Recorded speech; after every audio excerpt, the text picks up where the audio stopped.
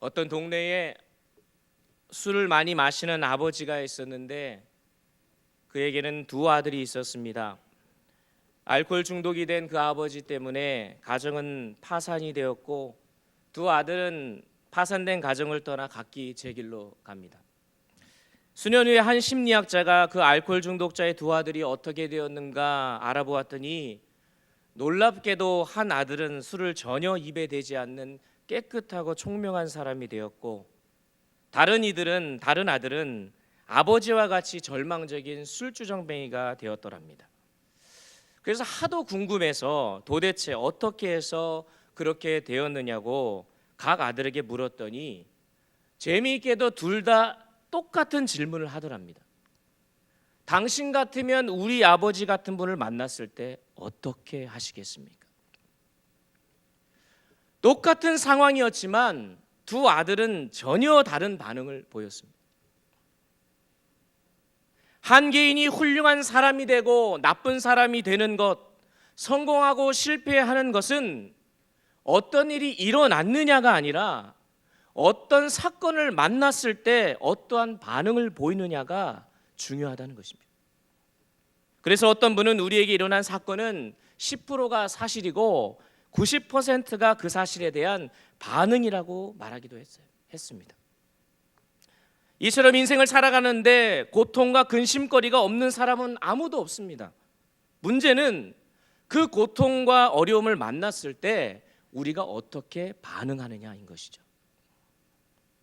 오늘 본문이 담겨있는 룻기서는 흉년을 만난 한 가정이 베들레헴을 떠나 모압 땅으로 이주하는 장면으로 시작됩니다. 오늘 읽지 않았지만 룻기서 1장 1절을 보니까 사사들이 치리하던 때에 그 땅에 흉년이 들었다라고 기록하면서 룻기서를 시작합니다. 룻기서의 역사적인 배경이 지금 사사 시대임을 밝히고 있는 것이죠. 바로 그 사사 시대에 흉년이 들었다는 거예요. 그런데 여러분, 성경을 보면 창세기 요셉 시대에 이스라엘과 애굽에 있던 대흉년 이후로 흉년에 대한 어떤 기록도 나타나지 않다가 바로 이 룻기서 1장 1절에서 처음으로 흉년이란 단어가 언급됩니다. 다시 말해서 이스라엘 백성들에게는 예기치 않은 흉년이 발생한 것입니다. 그들로서는 당황하지 않을 수 없었던 것이죠. 그뿐 아닙니다. 지금 그들이 살던 땅이 어느 땅이었습니까? 가나안 땅이었습니다. 그들의 조상들이 오매불망하며 오랜 세월 기다린 끝에 얻어낸 그 젖과 꿀이 흐르는 가나안 땅, 그들이 살아가고 있었던 그곳이 바로 지금 그들이 사는 곳입니다. 그런데 그 땅에 흉년이 들었다는 거예요. 이는 마치 예수 믿기만 하면 하나님께서 약속하신 축복만 누리며 살 줄 알았는데 예수 믿고도 흉년이 찾아오고 고난이 찾아오더라는 겁니다. 여기서 우리는 한 가지 의문이 생겨납니다. 그렇다면 도대체 이 흉년이 무엇이고 어디서부터 왔냐는 것이죠. 여기서 먼저 우리가 한 가지 주목해야 할 것이 있는데, 우리 한글 성경이나 영어 성경에는 잘 나오지 않지만 히브리 성경 원문을 보면 룻기서 1장 1절 맨 앞에 하나의 단어가 더 있습니다. 그것은 뭐냐면 우리나라 말로 그리고라는 단어, 히브리어는 바라고 하는 단어예요. 그런데 오늘 한글 성경이나 영어 성경에는 나오지 않는 단어, 그러니까 다시 말하면 그리고 사사들이 치리하던 때라는 것이 정확한 뜻입니다. 이 말이 무슨 말인가 하면 룻기서는 바로 앞에 있는 성경인 사사기와 연결되는 책이라는 거예요. 룻기서는 사사기의 연장선상에 있는 책이라는 것입니다. 바로 여기에서 우리는 이 흉년의 원인을 유추해 볼 수 있는데, 사사기 마지막 절에 이렇게 되어 있습니다. 그때에 이스라엘에 왕이 없으므로 사람이 각기 자기의 소견에 오른 대로 행하였더라. 그 다음에 룻기서 1장 1절이 그리고 사사들이 치리하던 때에 그 땅에 흉년이 드니라. 여러분, 지금 흉년이 든 것은 우연이 아니라는 거예요. 성경에 따르면 각각 자기의 생각과 소견대로 살아가던 그때에 흉년이 든 것입니다. 그런데 그 이유를 이스라엘에 왕이 없었기 때문이다 라고 이야기합니다. 다른 나라들처럼 이스라엘 전체를 통솔할 수 있는 강력한 리더십이 없다라는 것이죠. 그런데 여러분, 사실 이스라엘에 왕이 없었던 것이 아니에요. 그들에게는 분명 왕이 있었습니다. 어느 나라의 왕보다도 더 위대한 왕, 여호와 하나님이 그들의 왕이었어요. 비록 사사들을 통해 다스리셨지만 하나님의 주권과 다스림이 임하던 시대가 바로 사사 시대였던 것이죠. 하지만 가나안 땅에 정착하고 그곳 생활이 익숙해지면서 사람들은 하나님의 법을 무시하기 시작했습니다. 그러면서 급기야 하나님을 잊어버리기까지 한 것이죠. 이제는 하나님의 말씀이 아닌 자신들의 생각과 경험이 삶의 기준이 되어버리고 만 것입니다. 하나님이 그들의 왕이었음에도 불구하고 그들은 하나님이 그들의 왕이라는 사실을 인정하지 않았던 것입니다. 그러니까 사실 그들에게는 흉년이 문제가 아니에요. 지금 그들의 문제는 그들의 삶 속에 하나님이 계시지 않는 게 문제인 것입니다. 하나님을 나의 삶의 주인으로 인정하지 못하고 하나님이 계셔야 할 자리에 내가 앉아 왕노릇하고 있는 바로 여러분과 저의 삶이 문제라는 거예요.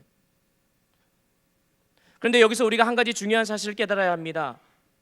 바로 흉년은 하나님이 허락하셨다라는 거예요.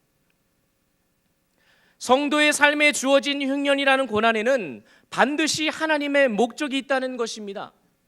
물론 모든 고난이 하나님이 주시는 것은 아닐 수 있습니다. 나 자신과 타인의 잘못으로 인해서 당하는 고난도 있을 수 있습니다. 하지만 분명한 것은 하나님의 허락 없이 주어지는 어떤 고난도 없다라는 거예요.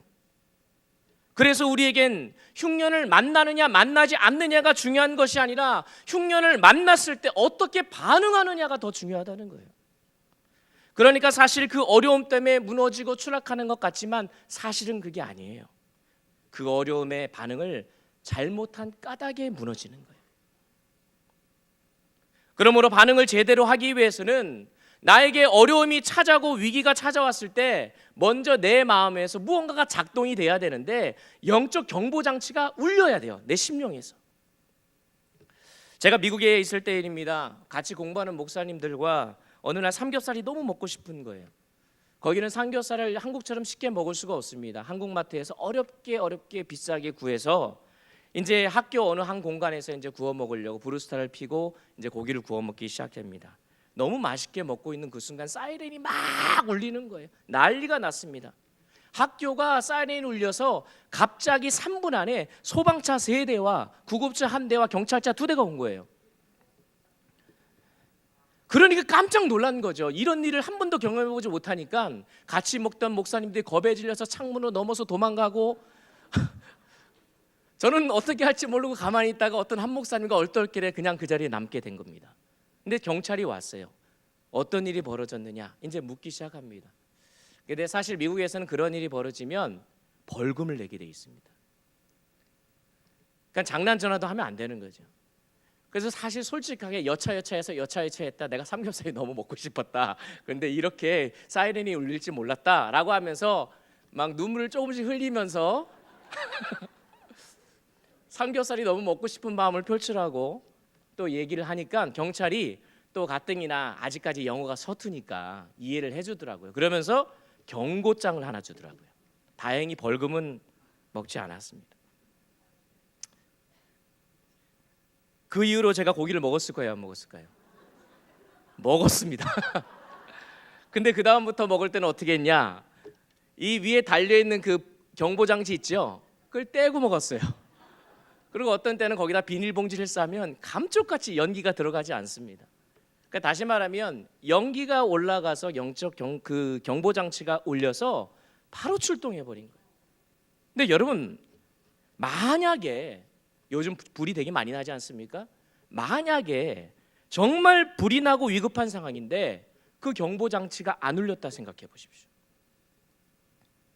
그때는 큰일 나는 겁니다. 그런데 여러분 신앙생활도 마찬가지라는 거예요. 내 마음에 영적 경보장치가 작동하고 있느냐 아니느냐가 신앙생활에 있어서 굉장히 중요합니다. 하나님을 알지 못할 때는 엉뚱한 길로 들어가고 내 판단대로 잘못된 길로 들어서도 전혀 그것을 관여하고 지적하는 사람이 없어요.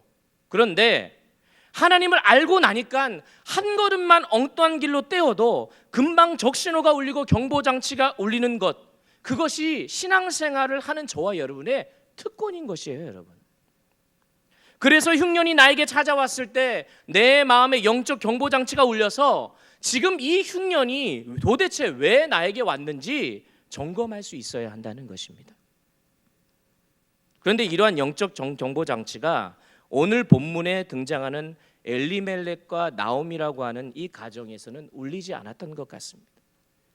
흉년을 만난 그들의 반응이 무엇이었습니까? 룻기 1장 1절 하반절을 보니까 베들레헴을 떠나서 모압 땅으로 이주하였다라고 기록합니다.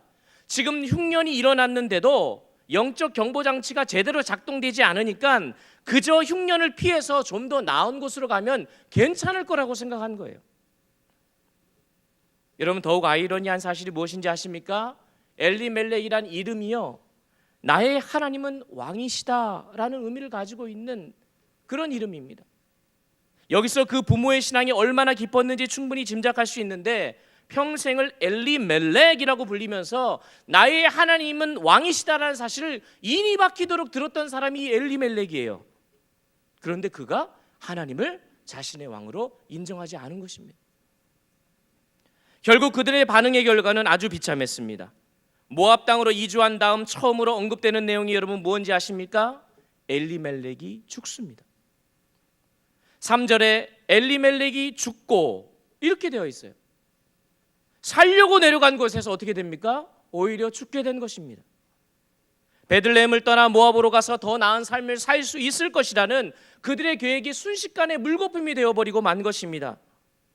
여러분, 이처럼 내가 살려고 아무리 발버둥 쳐도 하나님이 허락하시지 않으면 안 되는 것이 우리 인생입니다. 여러분, 생사의 문제는 오직 하나님께만 달려있다는 사실을 반드시 기억하시기 바랍니다. 흉년을 피해 도망쳤는데 더 큰 흉년이 불어 닥쳤습니다.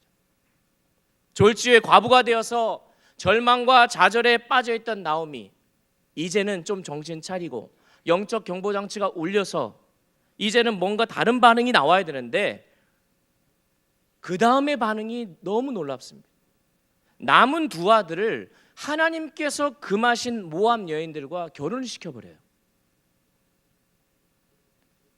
그러자 5절에 또 얼마 지나지 않아 어떤 일이 벌어집니까?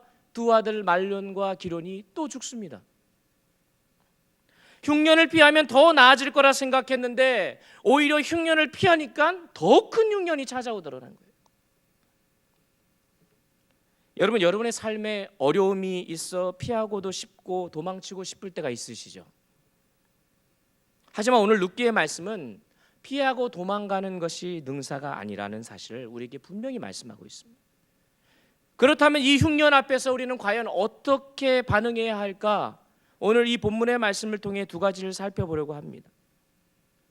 첫 번째로, 흉년 앞에서 우리는 현실을 바라보는 우리의 관점을 바꿔야 돼요. 관점을.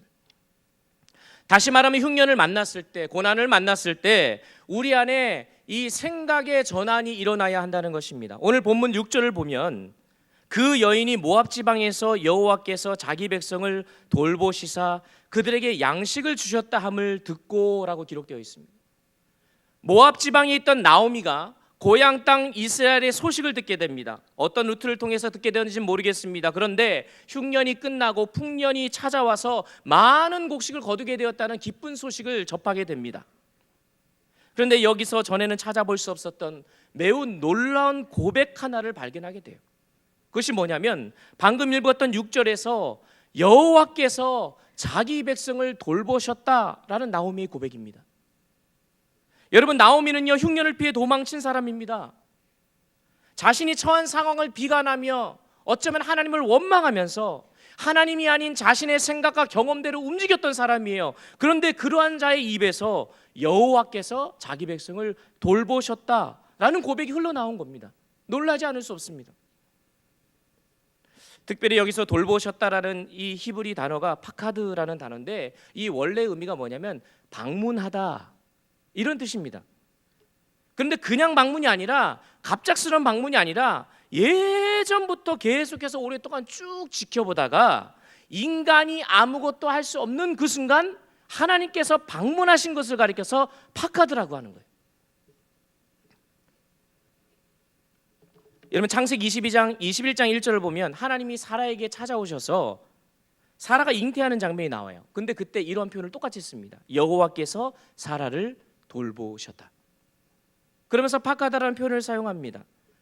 즉 태의 문이 닫혀있던 사라를 계속해서 하나님께서 지켜보시다가 인간이 아무것도 할 수 없는 90세에 사라를 방문하셔서 어떻게 하셨다? 태의 문을 여셨다는 거예요. 또한 창세기 50장 24절에서는 죽음을 앞둔 요셉이 애굽에서 종로로 타는 이스라엘 백성들에게 하나님께서 돌보셔서 너희를 구원하실 것이다 라고 예언합니다. 이때도 똑같은 파카드라는 단어를 사용합니다. 그러니까 파카드 야훼라고 하면서 여호와 하나님이 돌보셨다라고 하는 이 말은 아무나 할 수 있는 말이 아니에요. 무슨 말인가 하면 이스라엘 역사를 아는 사람만이 할 수 있습니다. 이스라엘의 역사 속에서 하나님이 그동안 어떻게 일하셨는지, 하나님이 아브라함과 사라에게 어떻게 일하셨고 요셉에게 야곱에게 어떻게 일하셨는지 그 내막을 잘 알고 있는 사람만이 할 수 있는 표현이에요. 그러니까 지금 여호와께서 자기 백성을 돌보셨다라고 하는 이 표현은 이스라엘의 소식을 전해준 어떤 모압 사람의 그런 입에서 나온 것이 아니라 이 소식을 전해 듣고 있던 나오미가 직접 생각을 하면서 그것을 깨달은 거예요.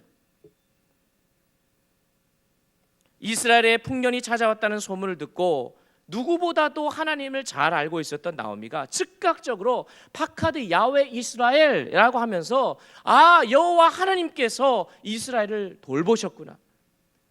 우리의 조상 아브라함과 이삭을 돌보셨던 하나님, 사라의 태를 여셨던 하나님, 야곱을 돌보시고 이스라엘 백성들을 돌보셨던 그 하나님이 지금 이스라엘을 돌보셨구나. 여러분, 나오미의 관점에 변화가 생긴 겁니다. 세상의 관점으로 흉년을 바라보고 그것을 피해 모압 땅으로 도망갔던 나오미에게 드디어 영적인 관점이 생겨난 것입니다. 지금까지는 인생의 주체가 자기였어요. 그래서 자기 생각과 자기 경험대로 움직였던 사람이 이제는 인생의 주체가 하나님이라는 사실을 깨닫게 된 것입니다. 그러니까 여호와께서 이스라엘을 돌보셨다. 인생의 주체가 바뀐 거예요. 여기서 그치지 않습니다. 나오미가 13절 하반절에서 이렇게 고백합니다. 여호와의 손이 나를 치셨다. 여호와의 손이. 20절에서 전능자가 나를 심히 괴롭게 하셨다. 21절 말씀해 보니까 여호와께서 나를 징벌하셨다.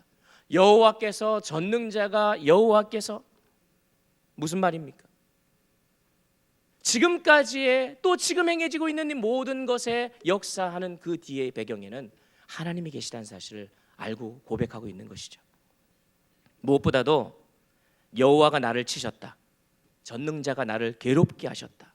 여호와께서 나를 징벌하셨다 라고 고백한 것, 그 말 안에는 지금 나오미가 예전에는 몰랐는데 하나님을 벗어나서 자신이 흉년을 만났다는 사실을 깨달은 것입니다. 이에 자신의 잘못을 뉘우치고 회개하고 있는 것이죠. 영적인 자각이 일어난 것입니다. 여러분, 누가복음 15장 여러분 잘 아는 탕자의 비유가 나옵니다. 거기서 둘째 아들은 아버지를 떠나서 허랑방탕하게 살다가 모든 것을 탕진하게 됩니다. 그런데 그때 그가 머무는 땅에 똑같이 흉년이 듭니다. 이에 돼지지엄 열매조차도 못 먹을 정도로 아주 비참한 삶을 살게 되는데 바로 그때 그 사람에게 영적인 자각이 일어나요. 누가복음 15장 17절 말씀 한번 읽어보시면 좋겠습니다. 제가 한번 읽어보겠습니다. 이에 스스로 돌이켜 가로되 내 아버지에게는 양식이 풍족한 품꾼이 얼마나 많은고 나는 여기서 줄여 죽는구나. 내가 일어나 아버지께 가서 이르기를 아버지여 내가 하늘과 아버지께 죄를 얻었사오니 지금부터는 아버지의 아들이라 일컬음을 감당치 못하겠나이다. 나를 품꾼의 하나로 보소서 하리라. 지금 자신의 모습을 돌아보면서 자신의 어리석음을 깨닫게 된 것입니다. 근데 요한계시록에서 주시는 교훈도 마찬가지인데, 여러분 에베소 교회를 칭찬하실 때에 내가 내 행위의 수고도 안다, 내가 너희가 인내한 것도 안다, 너희가 그 악한 자들을 용납하지 않은 것 내가 잘한다 그러면서 칭찬하시고 나서 한 가지 책망을 하신데, 무슨 책망을 하시냐면 처음 사랑을 잃어버렸다. 너희가 처음 사랑을 잃어버렸다. 그러면서 이 에베소 교회에게 해결책 하나를 주세요.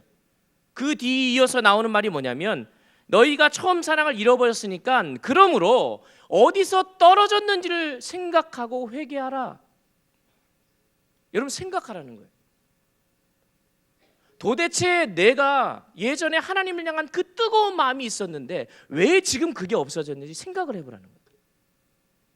예전에 예배에 감격이 있었는데 그게 왜 식어졌는지 생각해보고 한번 돌아보라는 겁니다. 하나님만 찬양하던 나의 입술에 불평 불만만 많아졌는지 생각해보라는 거예요. 그래서 도대체 나의 생각이 어디서부터 잘못되었는지, 나의 행동이 어디서부터 잘못되었는지 생각하고 좀 깨달으라는 거예요. 여러분, 우리가 못 깨닫는 것은 생각을 안 해서 그렇습니다. 사단이요, 악한 생각을 집어넣어서 영적인 생각을 못 갖게 하기 때문에 무릇 지킬 만한 것보다 너희 마음과 생각을 지키라. 생명의 근원이 이에서 남이니라. 이 잠언 기자가 말하지 않습니다. 우리의 신앙생활은 사단의 그 생각을 집어넣어주는 그 공격으로부터 우리가 믿음의 방패를 그것을 어떻게 막아내고 영적인 생각으로 하나님의 말씀으로 채우느냐가 신앙생활의 핵심입니다. 그런데 우리가 신앙생활을 하는 가운데에 그런 영적인 관점과 생각들이 사단의 생각, 악한 생각들로 가득 차고 세상의 가치관으로 가득 차니까 내가 생각을 안 하는 거예요. 예전에는 내가 무엇이 잘못되었는지, 내가 어디서 떨어졌는지를 자꾸 점검해가면서 하나님 앞에 회개의 자리로 나아갔는데 생각을 안 하니까 기도의 자리를 찾지를 않아요.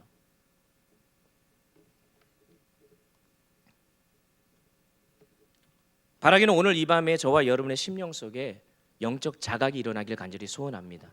여러분, 이러한 영적 자각이 단 1회가 아니라 날마다 저와 여러분의 삶 속에 일어나야 될 줄 믿습니다. 그래서 나의 생각을 바꾸고 나의 관점을 바꾸어서 하나님께로 우리의 마음을 돌이키는 그런 영적 결단이 저와 여러분에게 있기를 간절히 소원합니다. 두 번째는 영적으로 깨달음이 있었으면 반드시 믿음의 자리로 돌아와야 합니다. 깨달았으면 행동이 있어야 한다는 거예요. 6절 하반절부터 7절을 보면 스크린을 한번 띄워주시면, 이에 두 며느리와 함께 일어나 모압 지방에서 돌아오려 하여 있던 곳에서 나오고 두 며느리도 그와 함께하여 유다 땅으로 돌아오려고 길을 가다가, 자신의 잘못을 깨달은 나오미가 어떻게 했어요? 일어나서 하나님이 거하시는 땅으로 다시 돌아갑니다. 여기서 돌아오다라는 의미는 지난번에 한번 말씀드렸는데 이 슈브라고 하는 히브리 동사입니다. 그런데 여러분, 방금 읽었던 이 말씀에서도 돌아오다 말이 굉장히 많이 나오죠. 총 6번이 쓰였는데 여러분, 룻기 1장 전체를 나중에 한번 잘 읽어보십시오.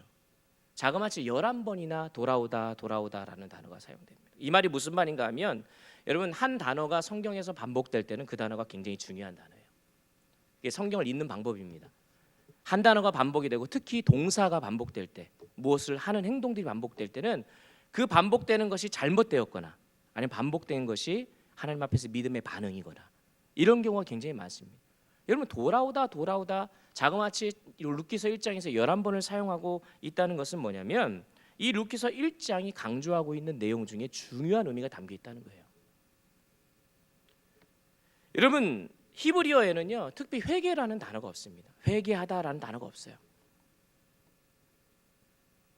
이 슈브라고 하는 이 단어, 돌아오다라는 단어가 회개의 의미로 사용되어지는데, 영적인 자각과 함께 잘못된 방향에서 돌이켜 하나님께로 돌아간다라는 의미가 이 슈브에 담겨져 있는 겁니다.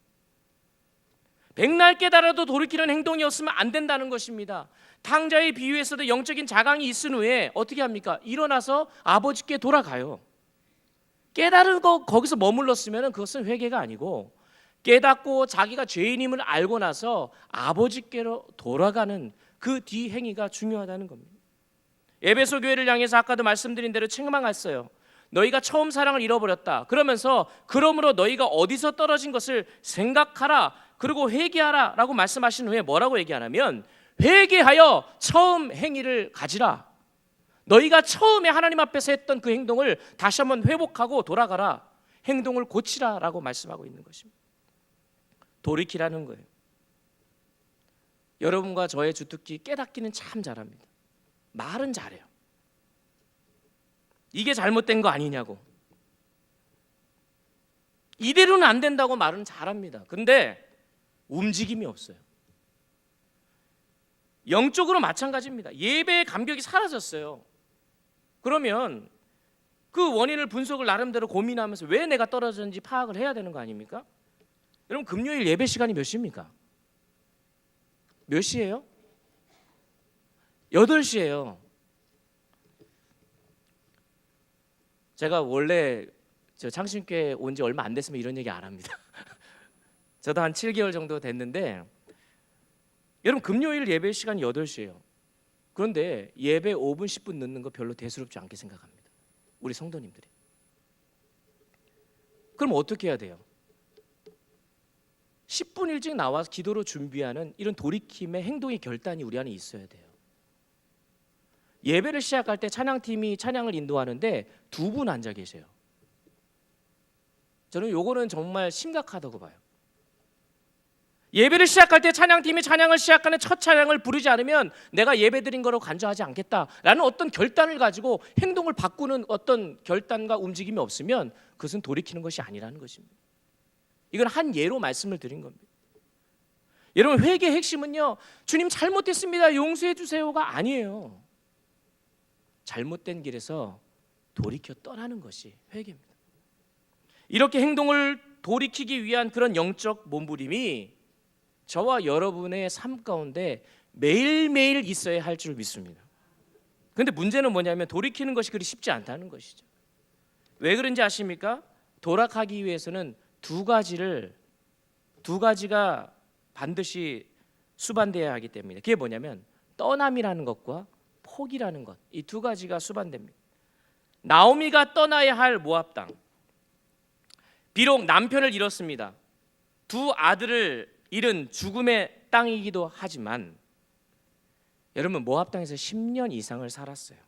나름대로 익숙해진 땅입니다.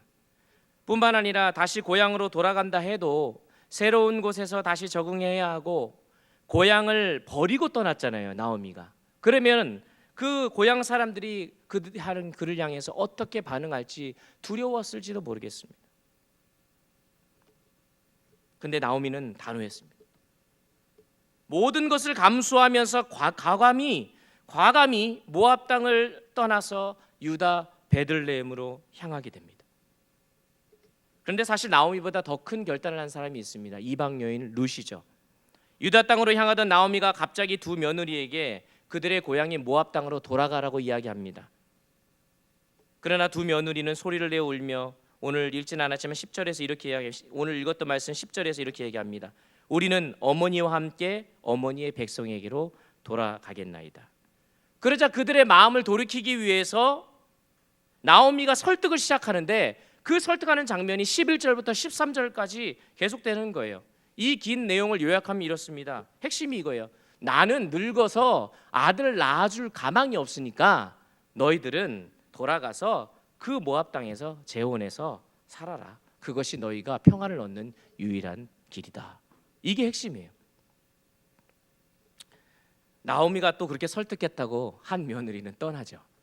오르바는 떠납니다. 그렇지만 룻은 떠나지 않습니다. 그걸 가리켜서 14절 하반절에 룻이 결단한 모습을 이렇게 표현합니다.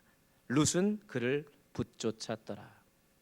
여기서 붙쫓다라는 말은 완전히 붙어서 딱 떨어지지 않는 찐득이 같은 그런 걸 이야기합니다.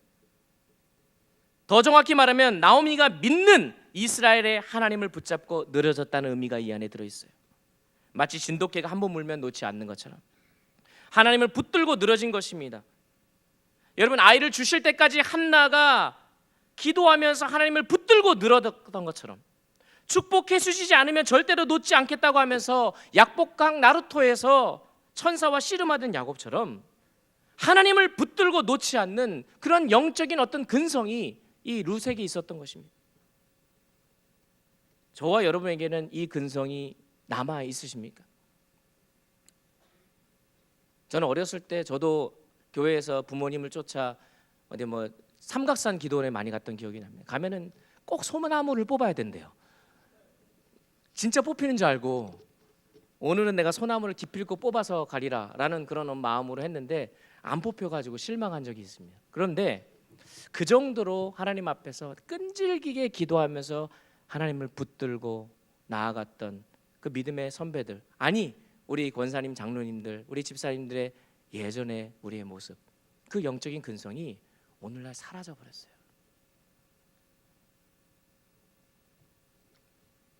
그런데 오늘 보니까 이 룻에게는 그게 있었던 겁니다. 그리고 이러한 영적 결단을 하기까지 룻은 포기해야 하는 것도 되게 많았습니다. 모압에 살고 있던 자신의 가족들을 떠나야 했습니다. 또 지금껏 살아오면서 모았던 모든 재산도 버리고 떠나야 했어요. 뿐만 아니라 그동안 모압 땅에서 섬겨오던 모든 신들도 버려야 했습니다. 여러분, 이건 결코 쉬운 일이 아닙니다. 그러나 룻은 과감히 모든 것을 버리고 떠날 것을 결단합니다. 그리고 하나님을 붙들고 하나님의 백성이 될 것을 선택하면서 16절 하반절에서 이렇게 고백하는 겁니다. 어머니의 백성이 나의 백성이 되고 어머니의 하나님이 나의 하나님이 되시리니, 이렇게 고백해요. 여러분, 이것은 엄청난 고백입니다. 여호와만이 참 하나님 되심을 룻이 믿음으로 고백하고 있는 것입니다. 결국에는 이러한 영적 결단으로 인해서 이방 여인 룻은 다윗의 증조모가 되고 또 예수님의 족보에 실리게 되는 엄청난 축복을 경험하게 된 줄 믿습니다. 여러분, 하나님께 완전히 돌아서기 위해서는 아직까지 내가 청산하지 못한, 끊지 못한 것들을 과감히 버리셔야 합니다. 하나님을 온전히 붙들기 위해서는 내가 이미 익숙해져 있는 그 죄의 자리와 죄의 사슬에서 과감히 떠나야 하는 것이에요. 그러할 때에 이 이방 여인 룻에게 임했던 축복이 저와 여러분에게도 경험되어질 줄 믿습니다.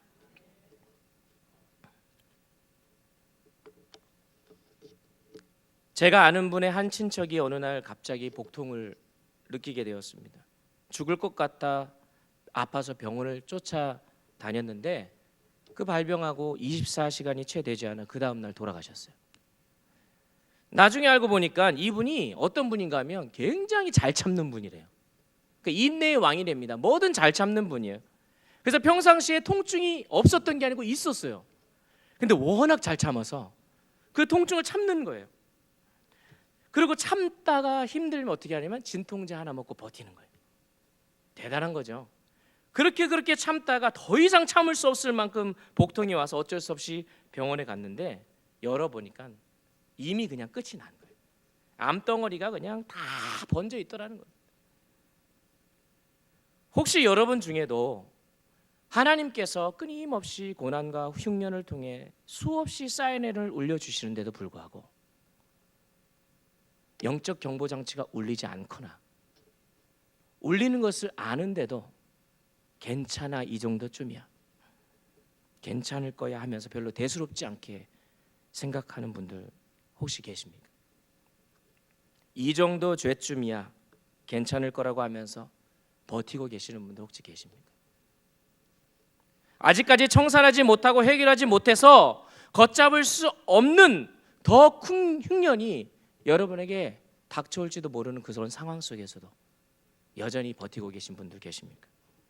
사랑하는 성도 여러분, 오늘 황무한 우리의 심령 가운데 성령의 불이 임하셔서 그런 영적인 경보장치가 울리길 소원합니다. 그래서 영적 경보장치가 울려서 우리 안에서 믿음의 반응들이 나타나길 원합니다.